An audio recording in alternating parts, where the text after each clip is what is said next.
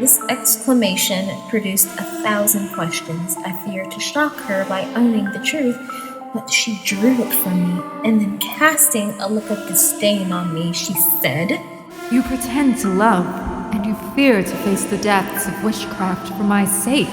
I protested that I had only dreaded to offend her, while she dwelt on the magnitude of the reward that I should receive. Thus encouraged, shamed by her, led on by love and hope, laughing at my late fears, with quick steps and a light heart, I returned to accept the offers of the alchemist and was instantly installed in my office. A year passed away. I became possessed of no insignificant sum of money. Custom had banished my fears. In spite of the most painful vigilance, I had never detected the trace of a cloven foot, nor was the studious silence of our abode ever disrupted by demonic howls. I still continued my stolen interviews with Bertha, and hope dawned on me. Hope, but not perfect joy. For Bertha fancied that love and security were enemies, and her pleasure was to divide them in my bosom. Though true of heart, she was somewhat of a coquette in manner, and I was jealous as a Turk. She slighted me in 1,000 ways, yet never acknowledged herself to be in the wrong. She would drive me mad with anger and then force me to beg her pardon. Sometimes she fancied that I was not sufficiently submissive, and then she had some story of a rival favored by her protectress. She was surrounded by silk-clad youths, the rich and gay. What chance had the sad-robed scholar of Cornelius compared with these? On one occasion, the philosopher made such large demands upon my time that I was unable to meet her as I walked. He was engaged in some mighty work, and I was forced to remain day and night feeding his furnaces and watching his chemical preparations.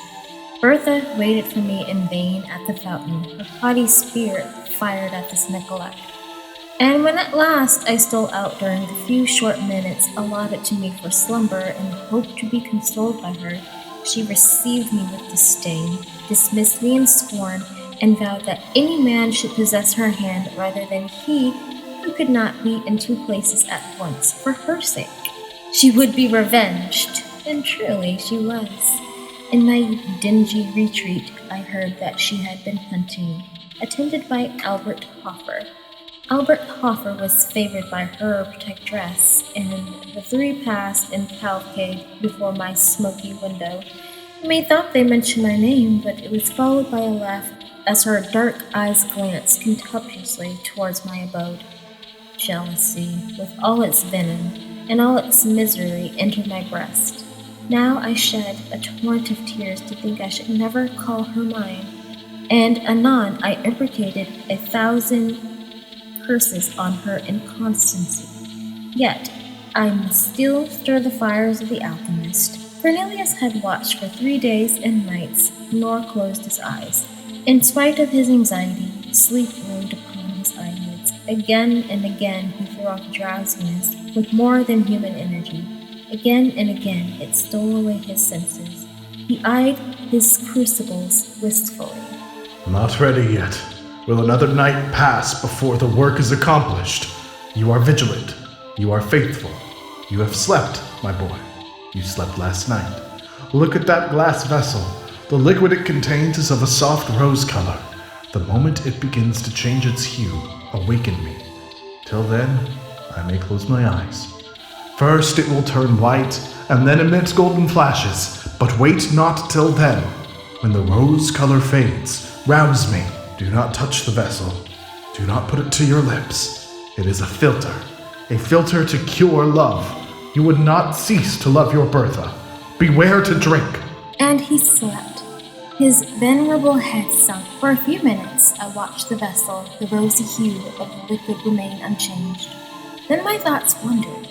He visited the fountain and dwelt on 1,000 charming scenes never to be renewed. Never! Serpents and adders were in my heart as the word never half formed itself on my lips. False girl! False and cruel. Nevermore would she smile on me as that evening she smiled on Albert. Worthless, detested woman. I would not remain unrevenged.